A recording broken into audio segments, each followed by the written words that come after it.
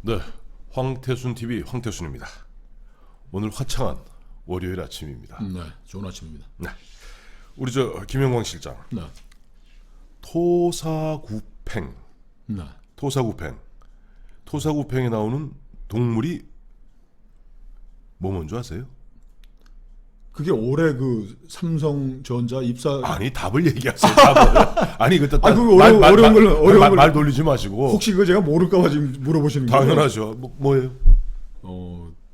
근데 이번에 시험 본 삼성전자 입사 뭐 무슨 자격 시험 보는 친구 예, 제일 어려웠다고 했던 그 문제 바로 그 문제죠. 예, 제일 어려웠다는 것인데 네. 그날 마침 보니까 네이버 다음 검색 1위가 네.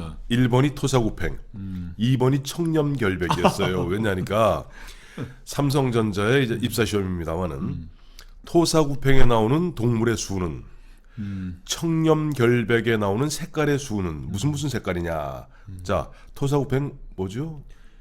그러니까 이게 한자를 배운 우리 세대들은 뭐 그거 알죠. 당연하다고 생각을 하는데 예. 토사구팽 한신의 고사죠. 토끼가 죽으면 사냥개를 삶아 먹는다. 예. 근데 많은 선수들이 뭐라고 답한 줄 아세요? 뭐라고 했습니까? 아, 토끼의 토, 뱀사. 토끼하고 뱀이다. 또 청렴결백의 네. 색깔은 하니까 자, 백은 알겠어. 그러니까 백 하나. 네.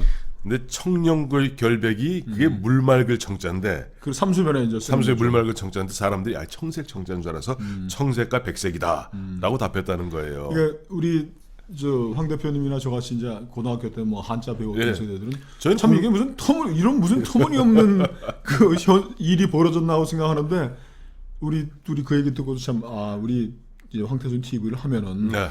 그 우리 세대들한테는 옛날 고등학교 때 배웠던 고사성어 좀 생각나게 하고 네. 젊은 친구들한테는 이게 또 인생의 지혜가 담긴 지혜죠. 것들 아닙니까? 그러니까 그런 걸 좀 하자고 해서 이제 했는데 이거 우리 황태순 TV 보시는 분들이 황 대표께서 띵동띵동 하면서 이게 사자성어를 하시니까 네.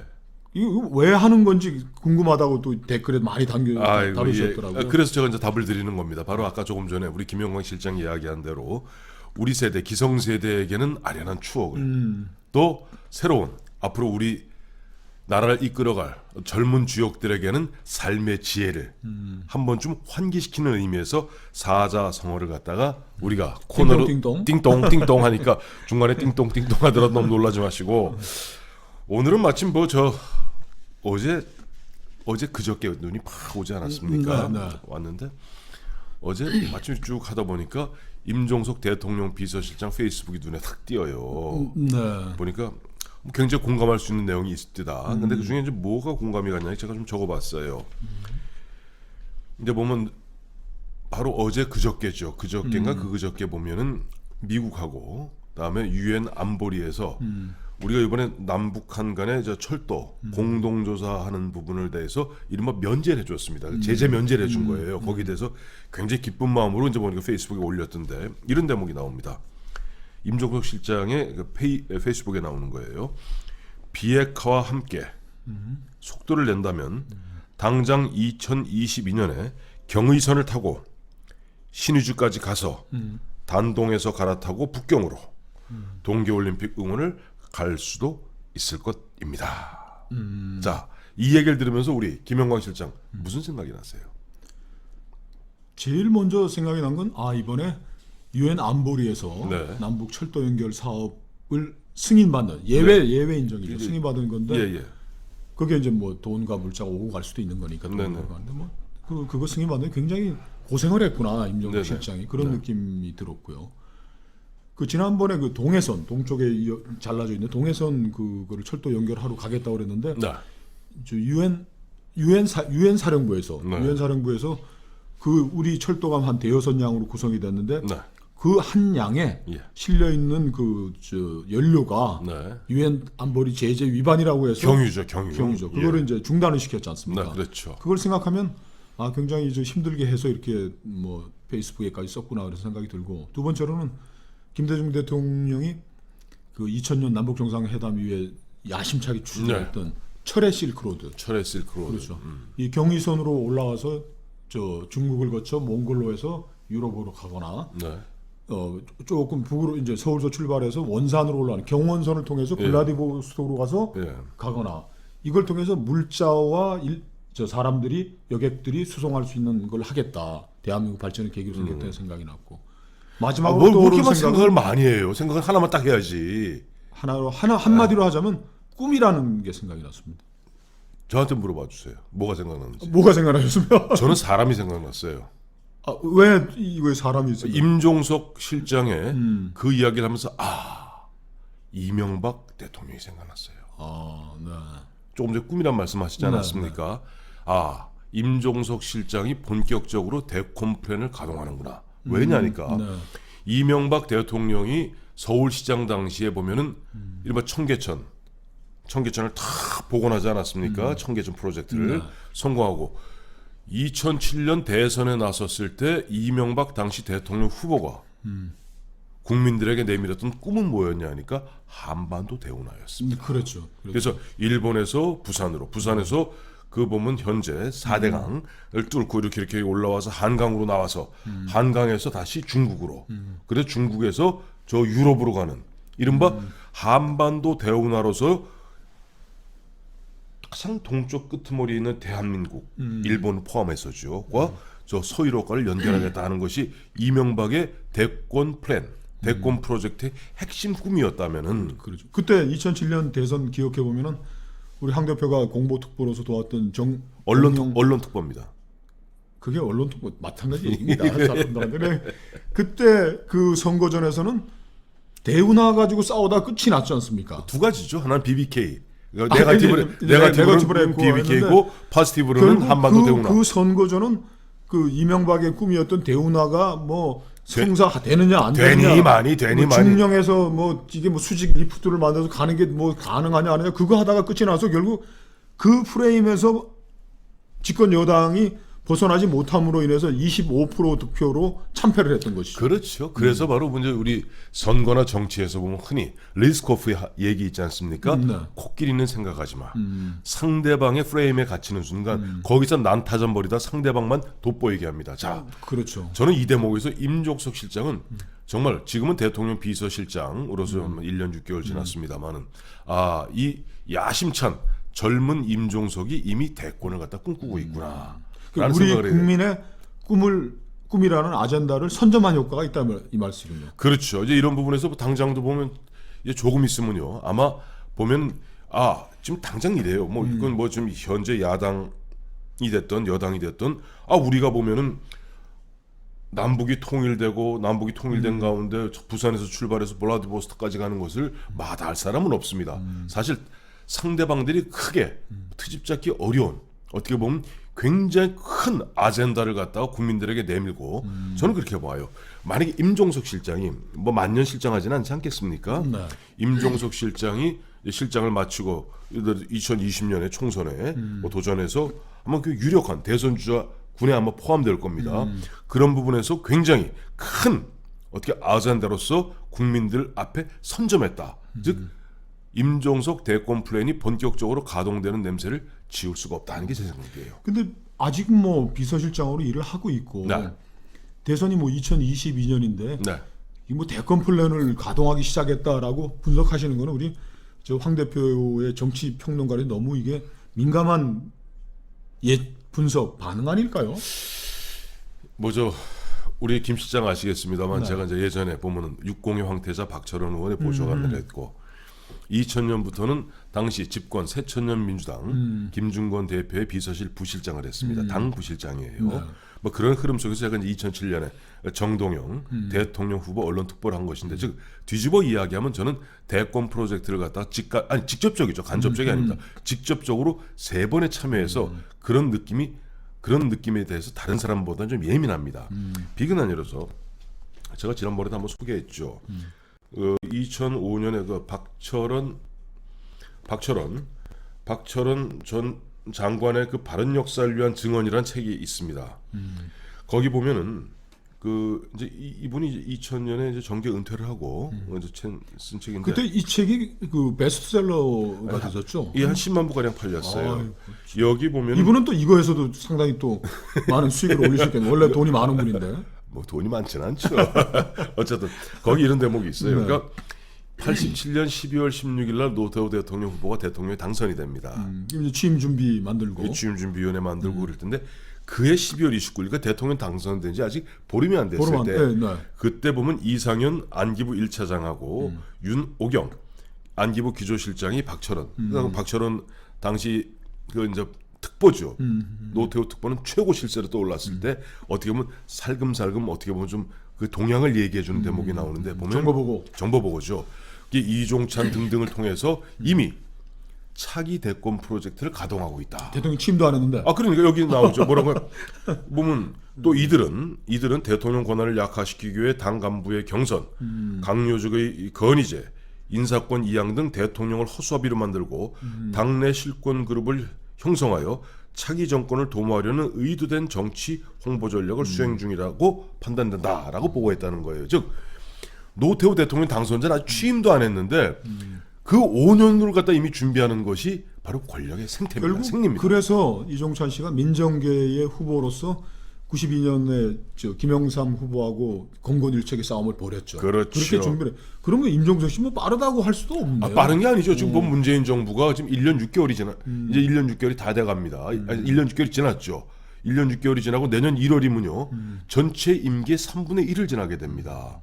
그러면 자 아시다시피 지금 내후년 2020년 4월 15일 20일 때 총선이 지나고 나면 아마 문재인 정부 문재인 대통령 굉장히 급속하게 어떻게 보면 그립 장악력이 떨어질 거예요. 그때부터는 이미 뛸 겁니다. 그러니까 미리 몸들 풀고 있어야죠. 그러니까 이런 것 같아요. 지난번에 뭐 저한테 재밌는 얘기 해주셨는데 뭐 안희정이 뭐 때려잡고 뭐 아니야 이 때려잡고 안희정 안희정 안희정 때려잡고 안희정 잡고 또 이재명 날리고 이제 그런 박원순 남았다. 그런 연장선상에 본다면 그 저 문재인 대통령과 이제 청와대 이제 핵심들은 네. 핵심이 또 뭐 임종석 씨는 하여튼 네.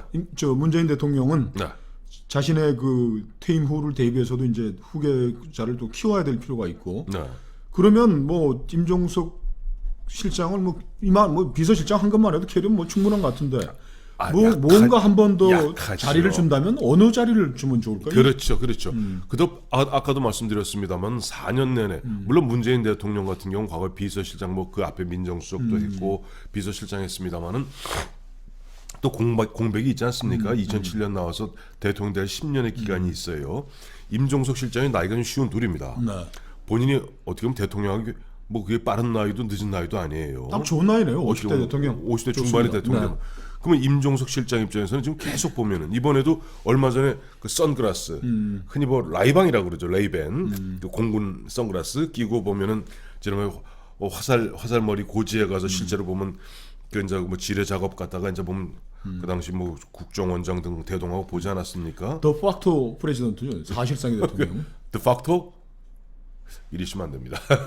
그거 누구 죽일 일 있습니까? 자, 저는 임종석 비서실장은 아시겠습니다만 89년에 제7회 세계 평양에서 있었던 세계 청소년 축전에 청년 학생 축제. 청년 학생 축전에 임수경 씨를 갖다가 북파하는. 북파라면 그렇죠. 북한에 파견했죠. 파견하는 북한에 파견한 북파 공작. 뭐 느낌이 좀 이상해요. 파견해서 그야말로 세계를 깜짝 놀라게 하지 않았습니까?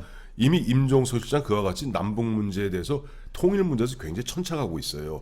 그렇다면 임종석 실장이 비서실장을 마치고 그다음에 아마 저는 제 짐작입니다만은 통일부 사실 우리나라에서 국무총리는 조금 어떻게 보면 명목상 총리 아닙니까? 그렇다면 통일부 장관으로 자리를 옮길 가능성이 굉장히 크다. 그리고 페이스북에 쓴 것도 뭐 철도 연결이라는 게 크게 보면은 뭐 네. 통일이죠. 남북 관계, 예. 뭐 임수경 북한 파견, 뭐 이거 맥락을 쭉 같이 하는 네. 주제네요. 주제죠. 그리고 사실 보면 뭐 조금 지난 얘기입니다만 2003년에 노무현 대통령 취임하자마자 노무현 대통령 후계를 이른바 후계 취임하면서부터 이른바 후계 구도를 갖다가 생각을 했었어요. 네. 기억하시겠습니다만은 2002년 대선 때 원래 노무현 정몽준 두 분이 공동으로 합동 유세하지 않았습니까? 마지막 종로에서 흔한 얘기 파토난 거 아시죠? 전 그거 현장에 봤습니다. 현장에서 보셨죠? 네, 네. 근데 막 뛸 기자였으니까. 그렇죠. 어떤 일이 있었습니까? 그때 정몽준 씨하고 이제 저 같이 이제 무게차에 올라가 무게차에 올라갔죠. 뭐 하고 하는데 어떤 분들이 이제 뭐 밑에서 뭐 연호하죠. 연호하게 하니까 뭐 예. 또 연사들이 또 있지 않습니까? 예, 예. 이제 마이크 잡는 분들이 뭐 정몽준 아니죠 노무현. 노무현 대통령 그다음에 이제 뭐 정몽준 대통령 이렇게 뭐 흥이 있으니까 두 사람이 이제 운율이- 공동 정부를 구성하겠다 약속한 거니까 그렇죠. 이제 박자에 맞춰서 했는데 그때 저 노무현 대통령이 갑자기 딱 그걸 브레이크를 걸면서 예. 우리 당에는 뭐 추미애, 정동영 이런 훌륭한 분들도 많이 있다. 라면서 정몽준 대통령 그 구호에 대해서 이의를 제기를 했죠. 그래서 일단 파토가 난 거죠. 아니, 그래서 파통가 난 거 아니고 이제 그게 끝나고서 예, 예. 이제 정몽준 씨도 뭐 저 현대그룹의 황태자 중에 한 사람인데 예. 좀 기분이 좀 언짢았겠죠. 네. 김웅국 씨한테 직접 확인을 봐야 되죠. 그때 뭐 관계자들한테 다 들었으니까. 네. 이제 밤늦게 뭐 거의 뭐 12시 넘고에서 뭐 어디 마지막 밥집에 가서 네, 마지막 뉴스. 뉴스니까 밥집에 가가지고 이제 뭐 그 얘기를 하는데 다들 그게 이제 찜찜한 거죠. 네, 뭐 네. 공동 정부를 구성해서 뭐 강조도 나눠주겠다 이렇게 뭐 긴밀히 약속을 했던 모양인데 그래서 정몽준 저 김흥국 씨가 뭐 다른 사람도 얘기를 했고 뭐 어떻게 이런 일이 벌어질 수가 있느냐. 아니, 정몽준 얘기 짧게 했어요. 지금 저 정동영 얘기를 해야 돼요. 그래, 김흥국 씨가 울먹이면서 예. 형님 이건 아닌 것 같습니다. 예. 그래서 파토가 난 거죠. 예. 그런데 바로 노무현 대통령 약속을 지켰어요. 실제 대통령 되어서 처음에 정동영 의원을 당의장을 시켰고 그 다음에 통일부 장관을 시킵니다. 그래서 정동영 통일부 장관 시절에 우리가 이제 당시 진보 좌파 정권에서는 이제 9.19 육자회담에서 9.19 합의를 이끌어내도록 하고 또 정동영 통일부 장관이 가서 당시 북한에 가서 김정일을 갖다가 장시간 이른바 독대 면담하지 않습니까? 그래서 그렇죠. 유력한 차기 대권자로 떠올라요. 저는 그런 의미에서 실제 임종석 실장이 통일부 장관으로 만약 자리를 옮긴다면은 제가 아까 말씀드렸던 임종석 대권 플랜이 그야말로 짜여진 어떻게 보면 생각하는 틀대로 착착착 가는 것이 아니겠는가라고 조금 넘겨 짚어보는 거예요. 이 평론가가 이렇게 구체적으로 이제 예측을 하시면 참 이 곤란한 경우가 올 수 있는데 이런 거- 하여튼 그러면 아니, 도안이면 뭐죠? 그러니까 임종석 대권 플랜이 어떻게 가는지는 아마 뭐 그 다음 포스트 이제 비서실장 다음 포스트를 어디로 가는지를 보면은 네. 그 문재인 이 정권의 후계 구도가 어떻게 가는지 좀 짐작은 또 미뤄 볼 수 있겠네요. 예, 근데 이제 그렇죠. 그리고 보면 마침 조금 다른 얘기입니다만은 또 요즘 보니까 조국 민정수석도 상당히 보면 뭐 자기 정치를 하는 것 아닌가 하는 느낌을 줘요. 보면 어제도 보니까 본인이 뭐 페이스북에 보면 우리도 대한민국 경제 문제를 갖고 가슴이 아프다. 그 양반이 경제수석인가요?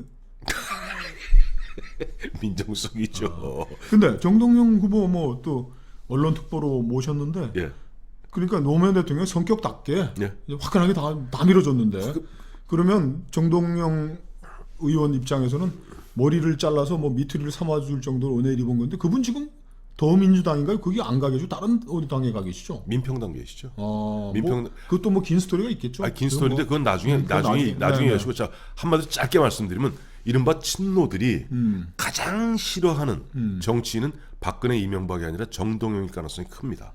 그 이야기는 나중에 한번 별도로 자리를 마련해서 하도록 오늘 하죠. 우리 황 대표가 이 어제 페이스북에서 이게 사실상의 임종석 대권 플랜이 시작된 거 아니겠느냐 하셨고 네. 넥스트 포스트가 통일부 장관이 될 게 유력하다고 네. 아주 강력한 지금 돗자리를 2번을 까셨는데 한번 지켜봐야 되겠습니다. 지켜봐야죠. 지켜보는데 이 사실 보면은 오늘 뭐 제목 자체는 임종석 대권 플랜 가동하다 하는데 아까 전 모두에 말씀드린 대로 이명박 대통령이 한반도 대우나 당시 대통령 후보로서 이야기할 때 아까 말씀하신 대로 야가 되냐 마냐 그 말 같지 않은 소리도 하지 마라. 가서 언제 그거 독일에 가서 독일하고 우리하고는 지형이 다른데 독일의 운하 실태 보고 그걸 우리한테 바로 적용하는 것은 맞지 않는다. 그야말로 논쟁이 논쟁이 벌어졌잖아요. 많았죠. 어마어마한 논쟁이었죠. 벌어졌는데 마찬가지입니다. 지금 보면 임종석 실장이 예를 들어서 청와대를 나와서 통일부 장관으로 가서 본인 이야기한 대로 강력하게 남북한 철도를 갖다 연결하고 이것이 아까 말씀하신 대로 중국으로 또 한쪽은 볼라디보스톡으로 연결되어서 TSR, 트랜스 사이베리안 그렇죠. 레일로드죠. TSR로 연결해서 우리가 런던까지 갈 수 있는 그림을 갖다가 2022년까지 실현낸다면은 근데 얘기가 너무 막 튀는데 예. 지금 유엔 안보리에서 예. 예외 인정 예. 그 사업 승인을 받은 거는 예. 철도 연결 조사 사업이에요. 연결 사업이 아니에요. 착공식도 아니에요. 사실은 아니 그래요. 뭐 착공식이야 뭐 물자나 뭐 사람이 막 왔다 갔다 할 거 네. 없으니까 그거야 뭐 당연히 해줄 것 같은데 네. 이 철의 실크로드 저 임종석 실장이 얘기한 경의선 연결해서 뭐 어디 뭐 2020년에 가자는 거지 정말 현실적으로 얼마나 가능성이 있는지는 우리가 별도로 좀 짚어봐야 될 사안입니다. 그러면 일단 그런 신호라고는 이제 우리가 받아들여도 뭐 이게 보면 항상 보면은 아까 꿈 얘기하셨잖아요. 꿈이죠. 꿈. 정치인은 바로 국민들에게 꿈을 파는 겁니다. 그러니까 한마디로 정치인을 갖다가 한마디로 규정하면은 국민들에게 꿈을 파는 장사꾼이다. 그런 부분에서 황 대표님이 이제 저 대권 플랜이라는 이제 예. 무너진 저 모래탑을 3번 쌓으셨는데 네. 대권 플랜의 핵심은 꿈이다. 꿈이다. 꿈인데 그 실현 가능성이 있는지에 대해서는 우리가 잠시 쉬었다가 네. 다시 본격적으로 그 부분에 대해서 한번 실현 가능성, 이른바 철의 실크로드, 실크로드의 역사. 이런 부분에 대해서 한번 우리가 다시 짚어보도록 하죠. 일단 오늘 임종석 대권 플랜 가동됐다. 넘버 1 가동됐다. 일단 여기서 마치고 두 번째 2편 과연 가능한가 네. 한번 보도록 하겠습니다. 감사합니다.